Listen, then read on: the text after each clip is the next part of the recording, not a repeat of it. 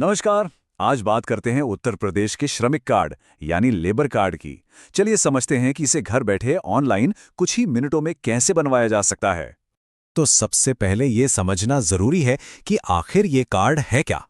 देखिए, इसे एक चाबी की तरह समझ सकते हैं। एक ऐसी चाबी जो खास तौर पर उत्तर प्रदेश के मजदूरों के लिए कई सरकारी फायदों का दरवाजा खोलती है। और यही बात इसे इतना खास बनाती है। इस एक कार्ड से 1 दर्जन से भी ज्यादा सरकारी योजनाओं तक सीधी पहुंच मिलती है। वो योजनाएं जो खास तौर पर श्रमिकों और उनके परिवारों की मदद के लिए ही बनी हैं। यहाँ एक जरूरी बात पर ध्यान देना होगा। कई बार लोग इसे ई श्रम कार्ड समझ लेते हैं, पर नहीं। यूपी लेबर कार्ड एक अलग राज्य स्तर का प्रोग्राम है। इसके फायदे और इसको बनवाने का तरीका दोनों ही अलग हैं।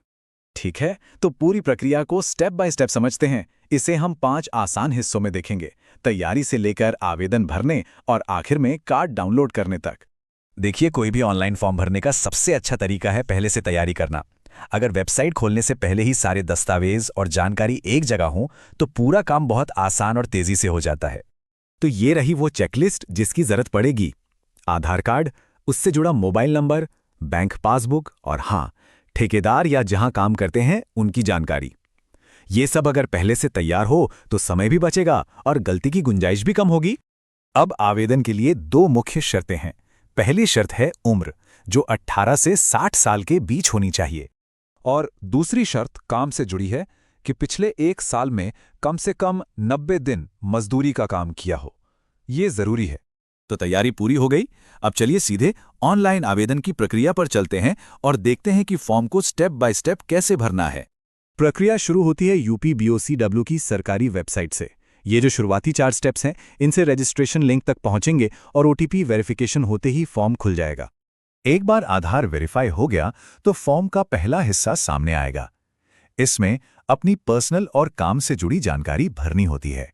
इस फॉर्म में एक दिलचस्प बात यह है कि इसमें काम के प्रकार की एक लंबी लिस्ट होती है, जैसे राजमिस्त्री, पेंटर, इलेक्ट्रीशियन वगैरह वगैरह।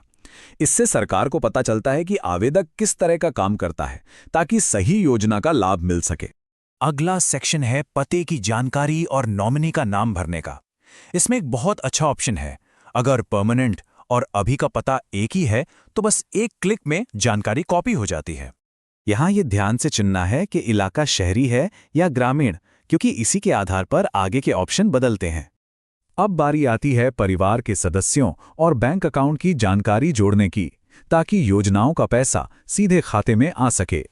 तो यहाँ सबसे जरूरी बात यह है कि परिवार के हर सदस्य की जानकारी एक-एक करके भरनी है और फिर जोड़ें बटन पर क्लिक करना है। और बैंक की डिटेल्स तो बहुत ही ध्यान से भरनी है, ताकि पैसे सही खाते में पहुंचें।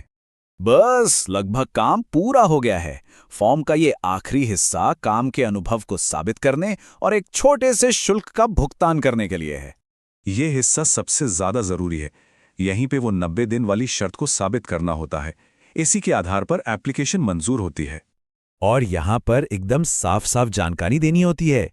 जिस व्यक्ति या ठेकेदार के पास काम किया है, उनका नाम और मोबाइल नंबर देना होगा।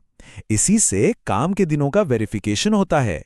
सरकारी फीस बहुत ही मामूली है, सिर्फ 20 रुपए 1 साल के लिए।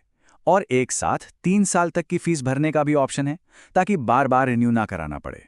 सबमिट करने के बाद एक एप्लीकेशन नंबर मिलेगा।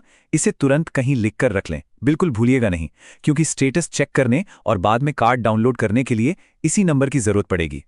फॉर्म भरने और पेमेंट के बाद बस अब एक ही काम बाकी है, अपना सरकारी लेबर कार्ड डाउनलोड करना।